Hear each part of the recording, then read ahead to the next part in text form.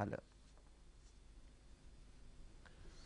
इतिहासकार हा काळाचं संदर्भासहित स्पष्टीकरण करणारा भाष्यकार असतो. संशोधन आणि चिंतन यांच्या समन्वयातून तो विशिष्ट काळाकडे पाहण्याचा संभाव्य दृष्टिकोन सुचवतो. सतत प्रवाहमान काळातून काय टिकलं, काय नष्ट झालं याची मीमांसा करतो. तो भावनांवर विसंबून राहत नाही, तर तर्काच्या कसोटीवर घासून तथ्याची पारख करतो. वर्तमान आणि भूतकाळातले निखळलेले दुवे जोडण्याचं कामही तो करतो. वादातीत कर्तृत्व असलेल्या इतिहास घडवणाऱ्या युगपुरुषांचं चरित्रलेखन इतिहासकारांसाठी नेहमीच आव्हानात्मक आणि जोखमीचं असतं. छत्रपती शिवाजी महाराजांचं चरित्रही त्याला अपवाद नाही. अनेक पिढ्यांवर प्रभाव पाडणाऱ्या या द्रष्ट्या राजकर्त्याचं वस्तुनिष्ठ चरित्र लिहिण्याचं शिवधनुष्य भल्या भल्यांना पेलत नाही. भावुकता आणि संकुचित दृष्टीचे अडसर बाजूला सारून महाराजांचं चरित्र लिहिण्याचे खूपच कमी प्रयत्न झाले. त्यातच युगपुरुषांचं दैवतीकरण करणाऱ्या समाजात असं चरित्र लिहिणं महाकठीण. मराठीच नव्हे तर इतरही भाषांमध्ये महाराजांची अनेक चरित्र आजवर प्रकाशित झाली. त्यातली काही चुकीच्या कारणांसाठी गाजली, तर काही कादंबरीच्या वाटेनं गेली. महाराजांच्या कर्तृत्वाचं चिकित्सक मूल्यमापन करणाऱ्या दीर्घ चरित्र ग्रंथाची उणीव गजानन मेहेंदळे यांच्या राजा शिवछत्रपती या द्विखंडात्मक ग्रंथानं भरून काढली होती. आता मेहेंदळे यांचा Shivaji his life and times हा इंग्रजी ग्रंथ लवकरच परममित्र प्रकाशनतर्फे प्रकाशित होतोय. अनेक भाषांमधल्या ऐतिहासिक कागदपत्रांचा अभ्यास करून सिद्ध होत असलेल्या या ग्रंथात अनेक दुर्मिळ नकाशे आणि चित्रांचा समावेश आहे. महाराजांच्या पत्रांचा संग्रह असलेल्या खुतूत ए शिवाजी या फारसी ग्रंथातल्या पत्रांच्या छायाप्रतीही या पुस्तकात आहेत. यातल्या प्रत्येक ओळीला ऐतिहासिक दस्तऐवजांचा आधार आहे. मेहेंदळे यांनी वस्तुनिष्ठ इतिहास लेखन कसं करावं याचा वस्तुपाठ या ग्रंथाच्या रूपानं घालून दिलाय. हा कित्ता किती जण गिरवतात ते पाहणं उद्बोधक ठरेल. शिवचरित्र आणि इतिहास लेखन याविषयी चर्चा करण्यासाठी ज्येष्ठ इतिहास अभ्यासक गजानन मेहेंदळे आज आपल्या स्टुडिओमध्ये आलेत. सर नमस्कार. नमस्कार. 9:30च्या बातम्यांमध्ये आपलं स्वागत. मुळात लष्करी इतिहास हा आपला विषय. शिवचरित्राकडे वळावं असं काय घडलं?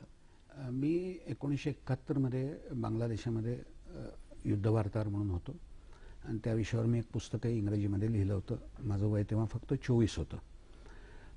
काही अडचणींमुळे ते त्यावेळेला प्रकाशित होऊ शकलं नाही. तेव्हा मला थोडी निराशा वाटायला लागली. तेव्हा मी म्हटलं ठीक आहे, आपण शिवाजी महाराजांवर लष्करी दृष्टिकोनातनं इंग्रजीमध्ये पुस्तक लिहू. म्हणून मी या अभ्यासाला सुरुवात केली. तेव्हा मला असं आढळलं की जी उपलब्ध शिवचरित्र आहेत त्यांच्यामध्ये लष्करी इतिहासकाराच्या दृष्टीनं पुरेशी माहिती नाही किंवा माहिती नाही. तेव्हा एक तर ती मुळात नाहीच आहे किंवा त्यांना ती महत्त्वाची वाटली नाही असं काहीतरी एक असलं पाहिजे. कारण म्हणून मी त्याच्या साधनांच्या अभ्यासाकडे वळलो आणि एक प्रकारे त्या प्रवाहात मी जो धारेला लागलो शिवचरित्राच्या, तो अजून काही बाहेर आलेला नाही. शिवचरित्रासारखा अफाट विस्तार असलेला हा विषय करत असताना पूर्वतयारीशी काय करावी लागते? पहिली गोष्ट, अगदी देवनागरी जरी वाचायचं ठरवलं प्रकाशित साधनं, तरी तुम्हाला शिवकालीन भाषेचा चांगला परिचय असायला लागतो. तरच तुम्हाला ते पत्र कितपत विश्वसनीय आहे हे समजू शकतं. त्याच्या पाठोपाठ तुम्हाला मोडी यायला लागतं. ही अगदी किमान तयारी आहे. मोडी न येता शिवचरित्राचा अभ्यास होणं कठीण आहे. फारसी असेल तर फारसी फार महत्त्वाचं आहे, कारण मुघल आदिलशाही यांचा कारभार, वरच्या पातळीवरचा कारभार सगळा फारसीतच चालायचा. तेव्हा फारसी पण यायला लागतं. याच्या खेरीज ज्या युरोपियन भाषा आहेत त्याच्यामध्ये इंग्रजी तर ज्यांना शिक्षण मिळालं आहे त्यातल्या बहुतेकांना येतच, असे काय इंग्रजीची अडचण नसते.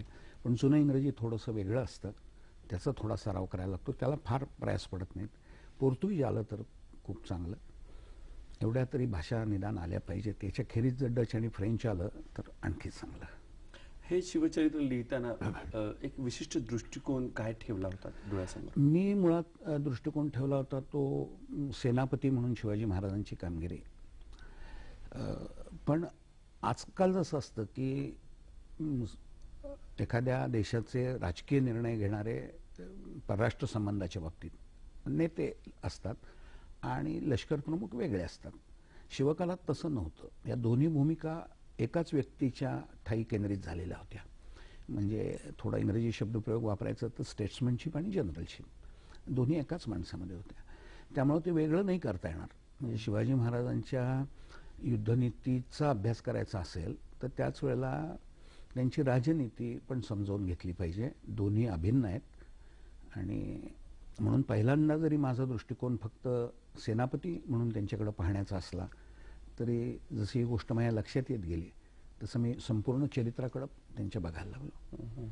हे पुस्तक लिहिताना जी जी साधनं वापरली गेली त्यातली प्रामुख्यानं काय इथे सांगता येईल? एक मराठी साधनं सांगायची तर मराठी कागदपत्र जी इतिहासाचार्य राजवाड्याने मराठ्यांच्या इतिहासाची साधन आहे त्याचे जे खंड आहेत त्याच्यापैकी खंड 8, 15, 16, 17, 18, 20, 21 या खंडांमध्ये शिवकालातली कागदपत्र आहेत.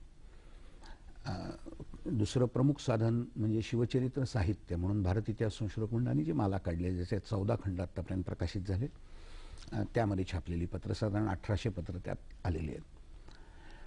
हे झालं मराठी. आणि मराठीत आणखी एक सांगायला पाहिजे म्हणजे जेधे शकावली ज्याच्यामध्ये शिवकालातल्या घटना आणि तारखा दिलेल्या आहेत. अतिशय महत्त्वाचं साधन आहे. इंग्रजी पत्र आहेत ती इंग्लिश रेकॉर्ड्स ऑन शिवाजी म्हणून एका पुस्तकातच एकत्रित केलेली आहेत. 1000 पत्र आहेत ज्याच्यात शिवाजी महाराजांचा उल्लेख आहे. डचमध्ये खूप कागदपत्र आहेत. ती बाळकृष्णांच्या शिवाजी द ग्रेटमध्ये त्यांनी एका डच गृहस्थांकडून इंग्रजीत करून घेतलेत. भारत इतिहास संशोधक मंडळाने शिवकालीन पत्रसार संग्रह म्हणून जे पुस्तक काढले अलीकडे त्याची पुनरावृत्ती पण निघाली त्याच्यातही डच कागदपत्रांची मराठी भाषांतरं छापलेली आहेत. फ्रेंचमध्ये मुख्यतः प्रवास वृत्त आहेत. पत्रव्यवहार थोडा आहे एवढे तरी किमान साधनं वापरली पाहिजेत. आणि फारसी तर अर्थातच मगाशी मी म्हटल्याप्रमाणे मुघल दरबारचे अखबार आहेत, अन्य कागदपत्र आहेत ती पण वापरली पाहिजे. ग्रँड डफ आणि जदुनाथ सरकारांनी जी शिवचरित्र लिहिली त्याच्याबद्दलची तुमची मतं काय? ग्रँड डफनी जे चरित्र लिहिलं आहे त्याला मराठी कागदपत्र फारशी उपलब्ध नव्हती. त्यांनी बराच प्रयत्न केला. त्याला 3-4 शिवाजी महाराजांची पत्र मिळाली. याच्या खेरीज त्याचं सगळं मुख्य जो भर आहे तो सगळा बखरींवर आहे. या बखरी शिवाजी महाराजांच्या मृत्यूनंतर लिहिलेल्या आहेत. त्यातल्या त्यात सभासद बखर त्यातल्या त्यात जवळची आहे. त्यांच्या मृत्यूनंतर 10-15 वर्षांमध्ये लिहिली गेलेली आहे की जो मनुष्य शिवकालात होता. पण बाकी सगळे बखरकार जे आहेत ते त्यांच्या मृत्यूनंतर अनेक दीर्घ काळानंतर 1750च्या नंतर लिहिल्या गेलेल्या बखरी आहेत. त्या काही एवढ्या विश्वसनीय आहेत असं नाही. त्या भरपूर चुका आहेत त्यांच्यामध्ये. आणि ग्रँड डफला दुसरं साधनच नव्हतं त्यामुळे त्याला त्याच्यावर विसंबून राहावं लागलं. त्यांनी हेतुपुरस्सर विरुद्ध लिहिलं काही शिवाजी महाराजांच्या किंवा मराठ्यांच्या इतिहासाच्या असं नाही आहे. त्याला जे उपलब्ध होतं त्याला जे आकलन झालं ते त्यानं लिहिलं. सुरुवात होती.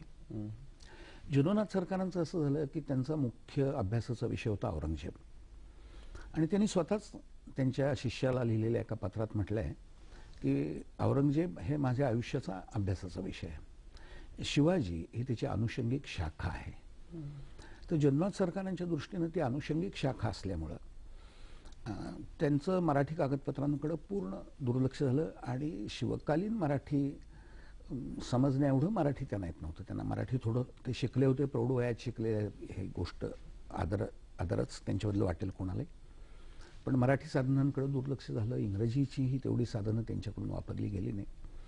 त्यामुळं मराठी अभ्यासकांना त्यात त्रुटी दिसतात. आणि स्वाभाविक येतो एक टप्पा होता. त्यामुळं इतर लोक त्यांच्या खांद्यावर उभे आहेत. फारसी साधनं त्यांनी पुष्कळ उजेडात आणली शिवचरित्राची. हे त्यांचं मोठेपणही आहे. मराठीत आजवर जी शिवचरित्र लिहिली गेली त्याबद्दल तुम्ही समाधानी आहात? एक प्रकारे आशा करण्याकरता आहे की शिवचरित्र वाचकांचे निर्णय दृष्टिकोन असतात. अगदी लहान मुलांपासून मोठ्या माणसापर्यंत. हा झाला वयाचा मुद्दा. पण कुणाला अधिक सुरस वाचायचं असतं. तो म्हणतो की माझा तुमच्यावर विश्वास आहे, मला काही आधार कोणता, पत्र कोणतं, पान नंबर किती आहे मला नको आहे. असंही शिवचरित्र लोकांना हवंच असतं. तेव्हा आपापल्या परीनं मी तर वाईट शिवचरित्र माझ्या पाहण्यात नाही. शिवचरित्र आहेत ती सगळी चांगलीच आहेत. पण सगळ्यांच्या अपेक्षा पूर्ण करणारं असं शिवचरित्र असणार नाही. विभूती पूजा आपल्या भारतात काय, मराठी समाजात काय, सर्वत्र एकंदर अशा वेळेला इतिहासाकडे पाहण्याची एक दृष्टी शालेय पातळीवरच यायला हवी. यासाठी काय सुचवाल तुम्ही? असं आहे की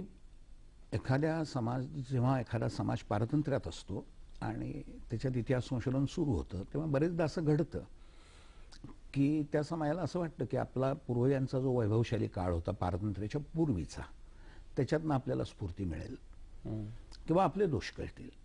म्हणून इतिहास संशोधनाला प्रारंभ होतो. महाराष्ट्रात असंच झालं. महाराष्ट्रातले जे कोणी इतिहास संशोधक होऊन गेले म्हणजे गेल्या पिढीपर्यंतचे, ते सगळे लोक इतिहास संशोधन हा देशभक्तीचं एक साधन आहे म्हणून त्याकडे बघत होते आणि स्वाभाविकपणेच ते त्याबद्दल अतिशय संवेदनाशील होते. जर इतिहास संशोधकच संवेदनाशील होते तर इतिहास वाचणारे लोक जर संवेदनशील असतील तर त्यात काही नवल नाही आणि हे अस्वाभाविक नाही आहे.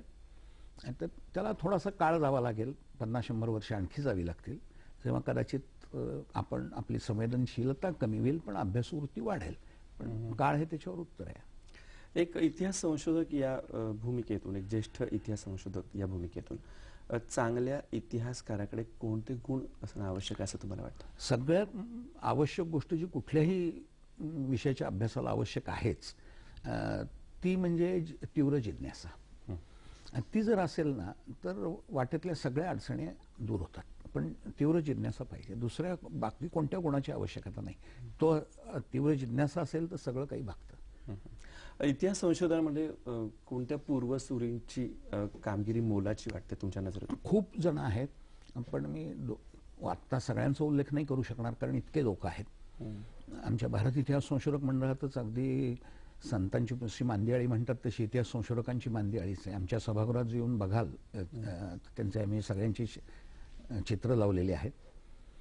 तेव्हा कोणाबद्दल सांगू हा मोठा प्रश्न आहे, पण एक दोघांचाच त्यामुळे मी आत्ता उल्लेख करू शकेन. एक म्हणजे ज्यांनी आमचं भारत इतिहास संशोधक मंडळ स्थापन केलं ते इतिहासाचार्य राजवाडे यांनी मोठ्या प्रमाणावर मराठी कागद छापायला सुरुवात केली आणि त्यांना काही मी पाहिलेलं नाही, ते 26 सालीच निधन पावले. पण मी ज्यांना पाहिलं असे म्हणून मी त्यांचा आवर्जून उल्लेख करतो तो म्हणजे ग.ह. खरे, की ज्यांनी इतिहास संशोधनामध्ये फार मोठं काम केलं. शिवचरित्राच्या बाबतीतही कागदपत्र प्रकाशित करण्याचं फार मोठं काम केलं आणि लिहावं अशी त्यांची इच्छाही होती, पण वय त्यांच्या विरुद्ध होतं. बराचसा वेळ त्यांचा साधनं प्रकाशित करण्यातच खर्ची पडला, त्यामुळं शिवचरित्र काही त्यांच्याकडून लिहून नाही झालं. म्हणजे 2 लोक फार मोठे लोक होते. आणखी एका गृहस्थांचा मी उल्लेख करेन. मला त्यांच्याबद्दल की इंग्लिशमधली जी पत्रं आहेत 1000 पत्रांमध्ये शिवाजी महाराजांचा उल्लेख आहे. ही सगळी पत्रं एक B.G. परांजपे म्हणून गृहस्थ होते, बॅरिस्टर व्हायला इंग्लंडला गेले होते, त्यांनी ती तिथनं उतरवून आणली आणि ते तुकाराम महाराजांच्या गाथेचे अभ्यासक होते, ही जाता जाता सांगतो. गाथेच्या मोठ्या अभ्यासकांमध्ये त्यांची गणना होते आणि त्यावेळेचं ते इंग्रजी, त्यातली स्पेलिंग्स वेगळी, त्याचं हस्ताक्षर वेगळं, ती सगळी पत्र वाचायची, त्यातले शिवाजी महाराजांचा उल्लेख असलेली पत्र निवडून काढायची, फोटो कॉपीज नाही, झेरॉक्स नाही, ते हाताने उतरवून काढायची. असं मोठं काम असं या लोकांनी केलं. सर, जाता अगदी थोडक्यात, वेळेअभावी केवळ मी थोडक्यात हा शब्द वापरतोय, शिवचरित्राच्या संशोधनासाठी आगामी योजना काय आहेत? आगामी योजना म्हणजे एकतर माझं मराठी शिवचरित्र पूर्ण झालेलं नाही, त्याची 2500 पानं झाली आहेत, अजून निदान 2-1000 पानं तरी होतील, तीही होणार आहेत. आणि आम्ही कन्नड, गुजराती, हिंदी या भाषांमध्ये शिवचरित्र जावं अशी माझ्या प्रकाशकांचा प्रयत्न आहे. तो त्या दृष्टीने आम्ही प्रयत्न करतो. सर, माध्यमासमोर तुम्ही पहिल्यांदाच आलात आणि आम्हाला जो वेळ दिलात त्याबद्दल खूप खूप धन्यवाद. धन्यवाद. वळूया पुढील बातम्यांकडे.